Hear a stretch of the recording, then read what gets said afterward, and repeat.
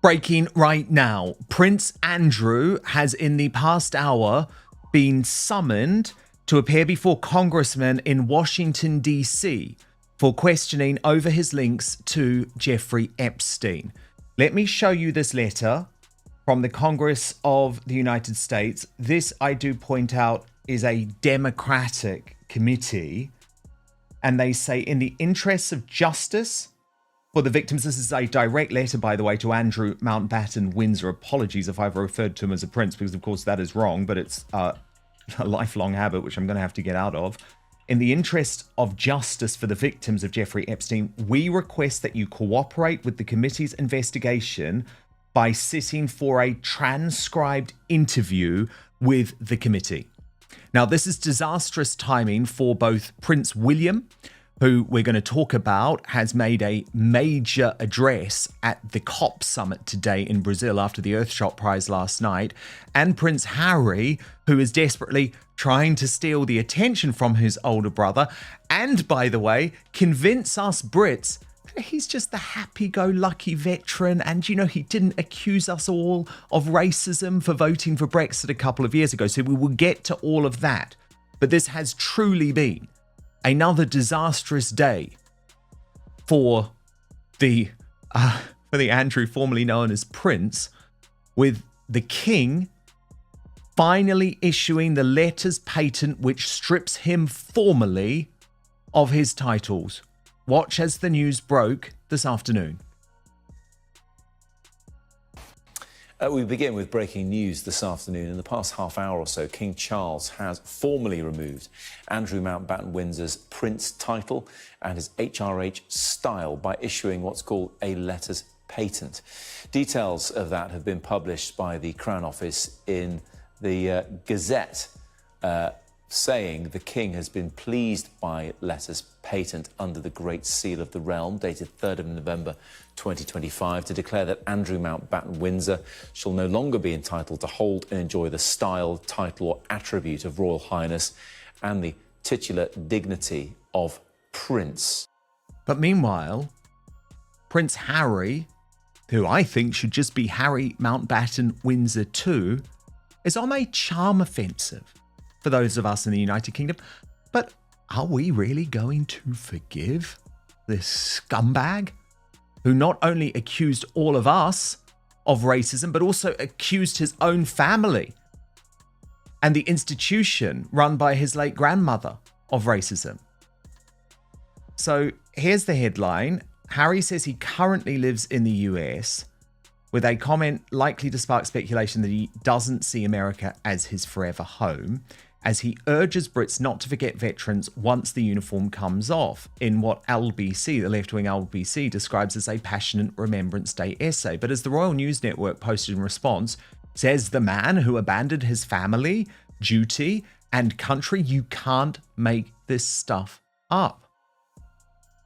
So let me just take you through what Prince Harry has actually said via this article by Tom Sykes in The Royalist. Breaking. Andrew Mountbatten-Windsor has been summoned by a U.S. Congressional committee in Washington, D.C.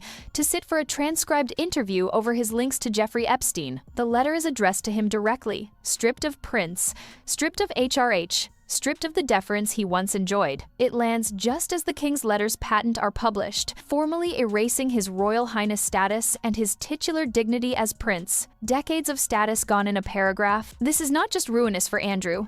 It's a constitutional thunderclap. For years, we were told that removing a prince title was impossible without Parliament, that birthright was untouchable. That illusion is over.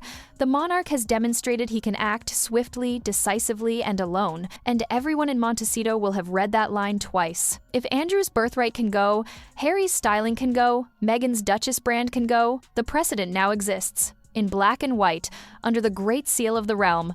He writes, Prince Harry has inadvertently sparked speculation about plans long denied by his team that he one day plans to return to the UK by saying he currently lives in the UK.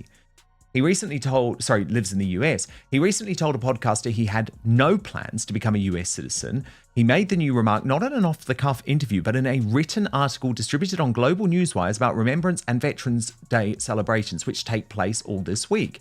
Harry has provoked suspicions he is trying to take attention off his brother Prince William by travelling to Canada to support such causes today, the same day William presents his Earthshot Awards in Brazil. In the article entitled The Bond, the Banter, the Bravery, What It Means to be British, Harry, who moved to the US 5 years ago, paid special tribute to the wounded Ukrainian servicemen and women he spent time with earlier this year at the Superhumans Rehab Hospital in Kiev. He said, "These people reminded me that bravery is not the absence of fear, but the triumph of purpose over it." Then he said, "There is a similar stoic spirit of self-deprecation and humour in Ukrainians that I recognise more than any other in us Brits. Though currently I may live in the United States, Britain is and always will be the country I proudly served and fought for. The banter of the mess, the clubhouse, the pub, the stands, ridiculous as it stands. These are the things that make us British. I make no apology for it. I love it."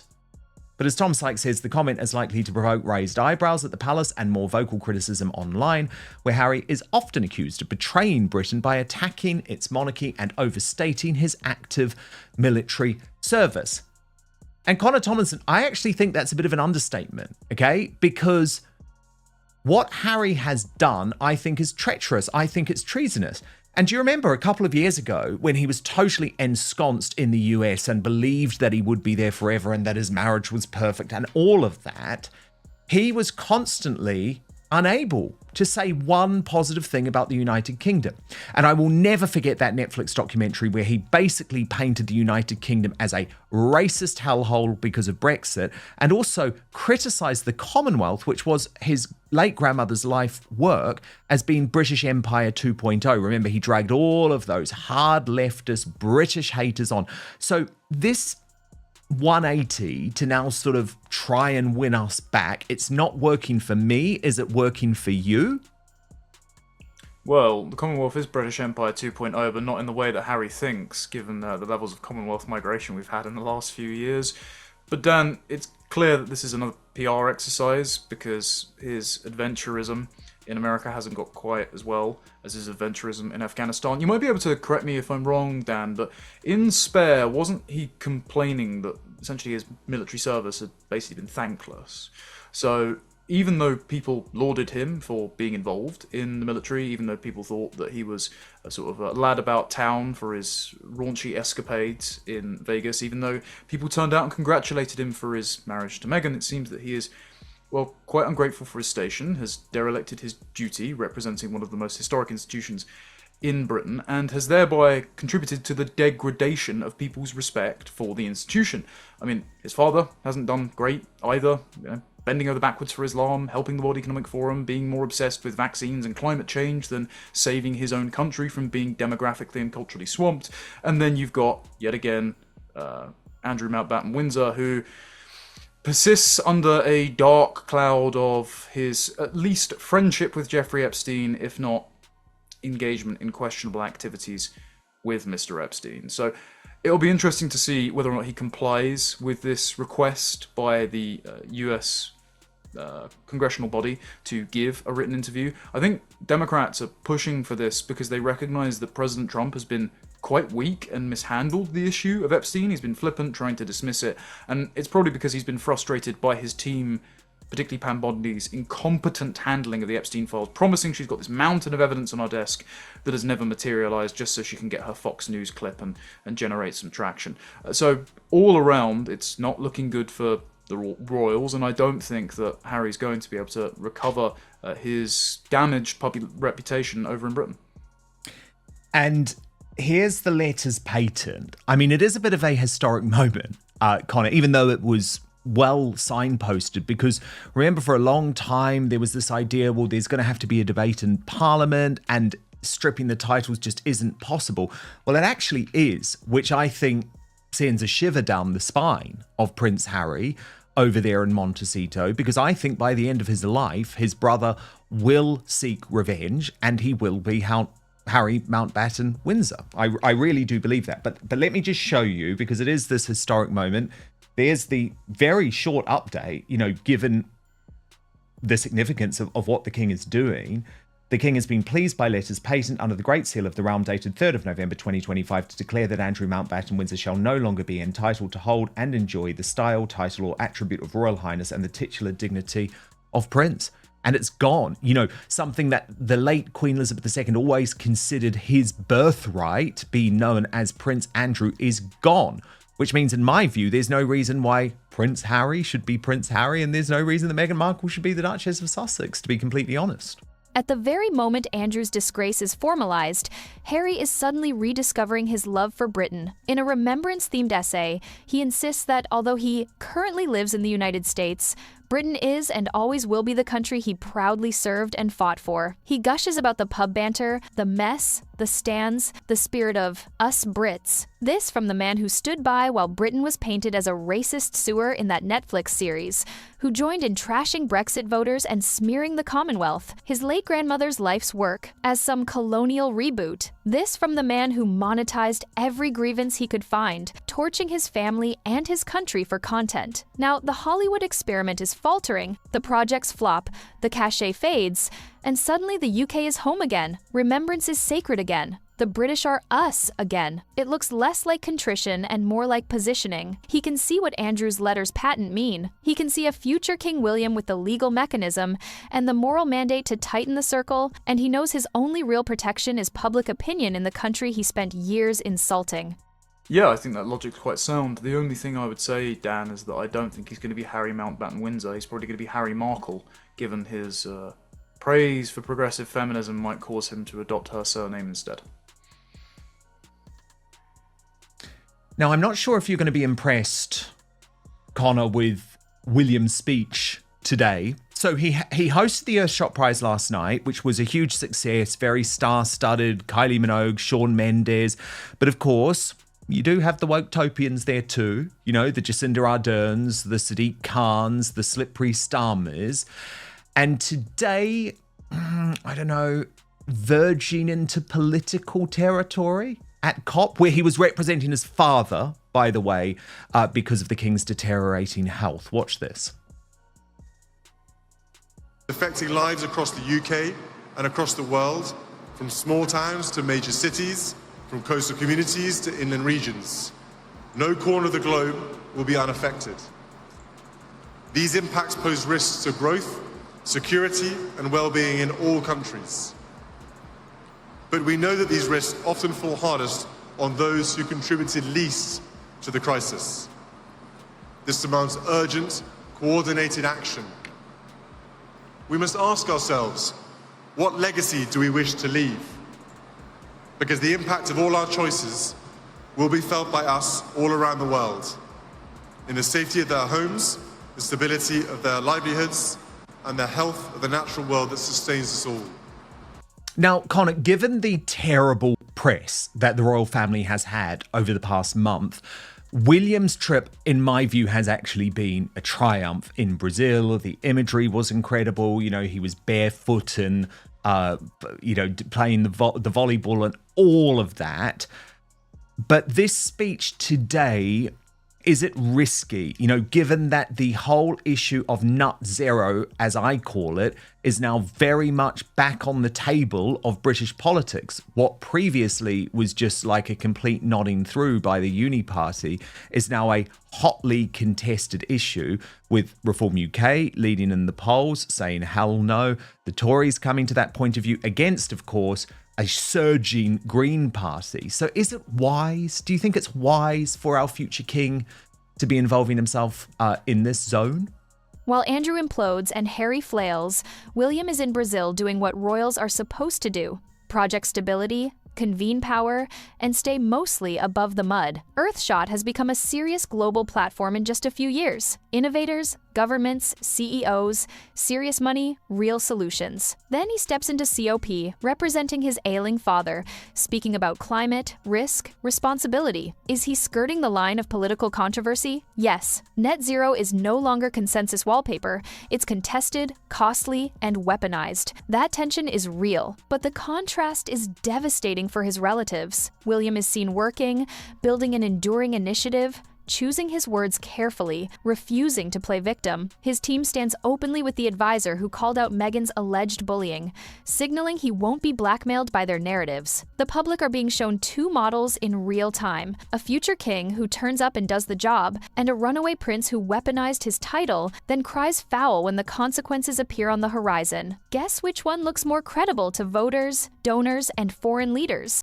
No, but I don't think he can help himself, Dan, because it's been his father's project for many years, and he's taken up the mantle of mental health and climate issues. If you were talking in terms of conservation, your love of the land, England's rolling hills, its beautiful birds and its native species, mainly mammals, of course, not as people, that is a concern, then you would be talking in terms of not carpet bombing the countryside with concrete high-rises, and if you were talking about those paying a high price who have not disproportionately contributed to the degradation of our atmosphere, you would be saying, well, Britain only contributes 1% of annual carbon emissions, whereas the Chinese are doing upwards of 30%. Most of the polluted rivers in the world are 2 out of Africa and the rest are from Asia. Might be the other way around, actually. And China and India are opening up new coal-fired power plants. Absolutely no repudiation by them breaking their Paris Accord commitments. So what that speech was actually saying about those who contribute the least but bear the greatest burden is another intersectional racial justice dog whistle saying, and of course it's black and indigenous communities who are the most impoverished but who suffer the most from carbon monoxide or carbon dioxide or any other gas that they want to complain about on any given day.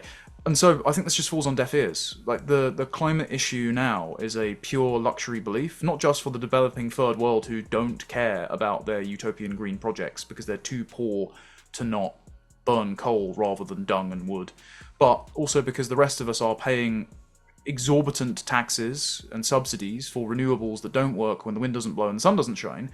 And our energy bills are only escalating so that the political class can jet around the world to places like Brazil and give speeches about how good they feel about themselves. So I think this is yet another example of the royals being just as out of touch as our politicians are, and when the time comes to replace the political class, if the honour of the House of Windsor is in question, then I don't think this speech helped them win back any brownie points.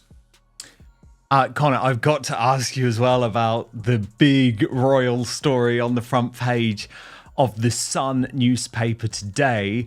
Meghan Markle's so desperate, all of her projects since moving to Hollywood haven't worked, that she's going back to acting, making a shock return to acting, playing herself in a movie alongside Lily Collins, Brie Larson, Jack Quaid. I mean, I guess the one thing that we can take from this, Connor, is that Megxit has been a disaster, right? Because this is the one thing she said that she would never do. I remember speaking to sources very close to Meghan when she entered the royal family, and it was like, she never wants to go back to acting. That is done. Well, she's playing herself down, and she's been, preparing the role for a lifetime, because she's certainly been method acting her way into fakeness. I know all of her co-stars as well are insufferably woke, like Brie Larson, who played Captain Marvel and lectured the fans, and the entire point of that film was that actually the woman was being held down by the man, and the power was inside her all along, and if she just rejected the patriarchy and lent into her emotions, then she would be always as powerful as she was meant to be. She also crushed the fist of a guy who said that she should smile, so yeah, she's basically a villain. And then there's Jack Quaid, who's the star of The Boys, which is... the entire series has become just political drivel at this point, especially the second season, which just scaremongered about the ever-present threat of Nazis, and is written by Seth Rogen, who is just a repulsive drug addict who's incredibly narcissistic, and justified his car being broken into in LA once for some weird reason. Jack Quaid has not exactly been shy about his contempt for his fellow Americans who voted for Donald Trump. But at least Prince Harry can console himself with the fact that his wife is probably going to do another sex scene that he will watch over and over again and cry about. Yes, he will. Yes, he absolutely will. He will be in tears about that without any doubt. Thank you so much for watching Dan Wootton Outspoken. And then there's Meghan, once positioned as the dazzling modernizer who could walk into any studio in town, once insisting she'd never go back to acting, that she'd ticked that box, that her destiny was service and humanitarian leadership. After Megxit, she could have parlayed that moment into serious roles or prestige projects. Instead, undelivered content, imploded deals, chaotic branding, lukewarm products, and a reputation problem. Now, the big comeback is a small role playing herself in an Amazon movie, a streaming ensemble with a wobbly concept, conveniently announced to collide with William's Earthshot spotlight. It doesn't read like power, it reads like panic. When Hollywood isn't buying you as a star, it buys you as a gimmick. When the only character you can land is Meghan Markle, Duchess of Sussex, you're not expanding your brand. You're proving how fragile it is. Remove the title from the billing and what's left? That's why Andrew's letters patent matters so much here. They expose the truth Meghan and Harry have tried to ignore. Titles are not permanent shields, they're conditional privileges. If Andrew can be reduced to Andrew Mountbatten-Windsor, then a future King William can certainly decide that a Californian celebrity double act who torched the institution doesn't get to trade off Prince and Duchess forever. So today's picture is brutally clear. Andrew, disgraced and dragged toward real scrutiny. Harry, testing a U-turn narrative as his American dream curdles. William, consolidating authority on the world stage. Meghan circling back to the one role she can still book, herself, while the institution she tried to wound quietly sharpens the tools that could erase the very status she sold everything for.